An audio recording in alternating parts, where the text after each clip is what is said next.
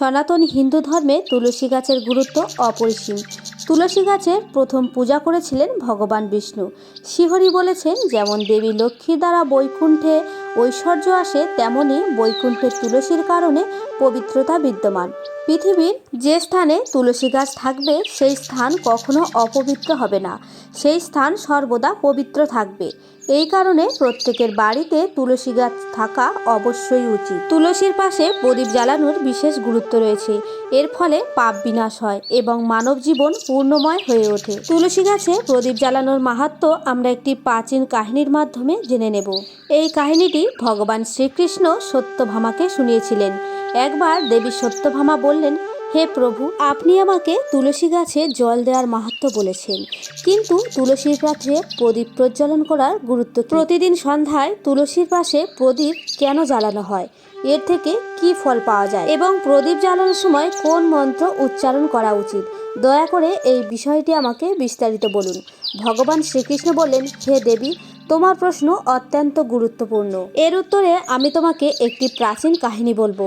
এই কাহিনীটি তুমি মনোযোগ সহকারে শোনো। দক্ষিণ ভারতে তুঙ্গভদ্রা নদীর তীরে ছিল এক সুন্দর নগরী, যার নাম ছিল হরিপুর। সেখানে হরিদীক্ষিত নামে এক ধার্মিক ব্রাহ্মণ বাস করতেন। তিনি অত্যন্ত গুণী ও চরিত্রবান এবং ধর্ম পালনকারী ছিলেন, কিন্তু তার স্ত্রী ছিল দুশ্চরিত্রা। তাকে সবাই দুরাচারী বলে ডাকত। তিনি তার স্বামীকে সবসময় অবজ্ঞা করতেন এবং অপমান করতেন। স্বামীর প্রতি তার কোনো ভালোবাসা ছিল না। তিনি পরপুরুষদের প্রতি আসক্ত ছিলেন এবং তাদের সাথে সময় কাটাতেন। তিনি সবসময় নিজের পাপের জন্য পরিচিত ছিলেন।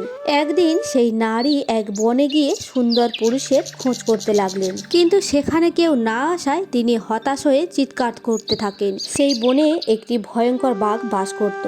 নারীর চিৎকার শুনে বাঘটি তার সামনে এসে দাঁড়ায়। নারীর ভয় দেখে বাঘ বলল, তোমার মতো পাপিনীকে খাওয়াই আমার কাজ, আজ তুমিই আমার আহার হবে।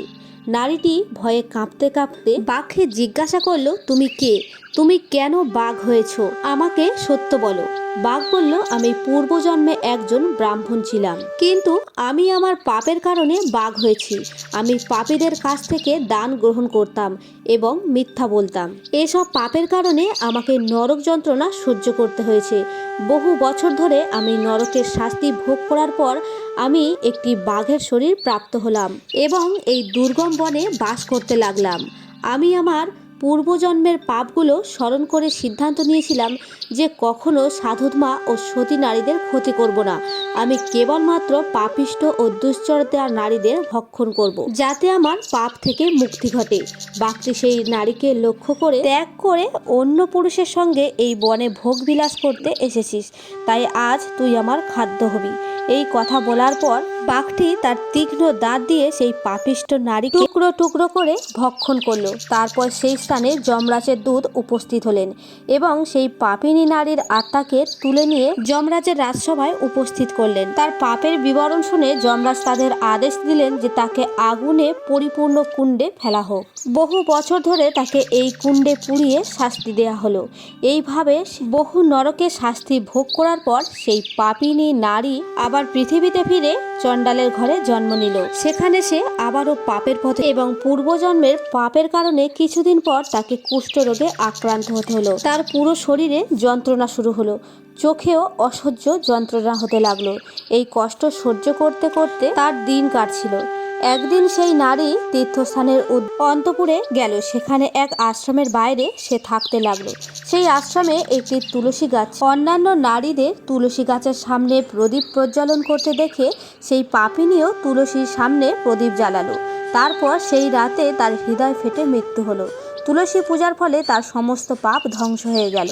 যমরাজের দূতেরা সেই পাপিষ্ঠ নারীকে নিয়ে যাওয়ার জন্য সেখানে উপস্থিত হলেন। যখন যমদূতেরা সেই পাপিষ্ঠ নারীকে বেঁধে নিয়ে যাওয়ার জন্য চেষ্টা করছিল, তখন ভগবানের দুই পার্ষদ সেখানে উপস্থিত হলেন এবং তাদেরকে বাঁধা দিলেন। পার্ষদরা বললেন, হে যমের দূতগণ, এই নারীকে ছেড়ে দাও, সে নরকে যাওয়ার উপযুক্ত নয়। তোমরা কার আদেশে এমন অন্যায় করছো? যমের দূতেরা উত্তর দিলেন, হে পার্ষদগণ, আমরা যমরাজের আদেশে এই নারীকে নিয়ে যাচ্ছি, কিন্তু তোমরা আমাদের কেন বাধা দিচ্ছ?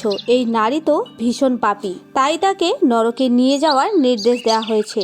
তখন বিষ্ণু পার্ষদরা বললেন, হে দূতগণ, এই নারী বিষ্ণু ভক্ত, সে নরকে যাওয়ার উপযুক্ত নয়।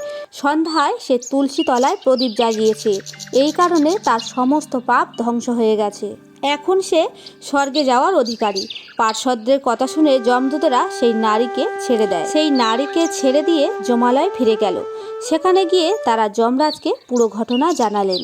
পরে ভগবান বিষ্ণুর পার্ষদরা সেই নারীকে একটি ঐশ্বরিক বিদ্যমানে বসিয়ে স্বর্গে নিয়ে গেলেন। শ্রীকৃষ্ণ বললেন, হে দেবী সত্যভামা, এইভাবে তুলসী গাছের সামনে দীপ জ্বালানোর ফলে মানুষের সমস্ত পাপ ধ্বংস হয়ে যায়। যে নারী প্রতিদিন সন্ধ্যায় তুলসী তলায় প্রদীপ জ্বালায় সে সৌভাগ্যশালী হয়। তার পূর্বজন্মের সমস্ত পাপ নষ্ট হয়ে যায় এবং সে সুখ ও সমৃদ্ধি লাভ করে।